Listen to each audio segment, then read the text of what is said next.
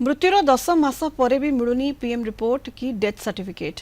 केन्द्रापड़ा जिला राजकनिका थाना बरुणा डिया गाँव रंजन मल्लिक मृत्युर 10 मास पर स्त्री गेलेई मल्लिक को पीएम रिपोर्ट किंबा डेथ सर्टिफिकेट मिलू नथिबा अभियोग होछि।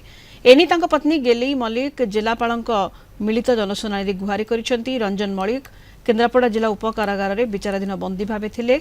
2024 मे 17 तांकर मृत्यु होइथिला। हेले स्वामी मृत्यु किपरि होइछि ता स्पष्ट करबा पई गेलेई मौलिक जिलापालक मिलित जनशुनानी रे दाबी करिसेंती। पीएम रिपोर्ट पई बारंबार जिला मुख्य चिकित्सालय और थाना को दौड़ी दौड़ी निराश होई गलेनी गेलेई।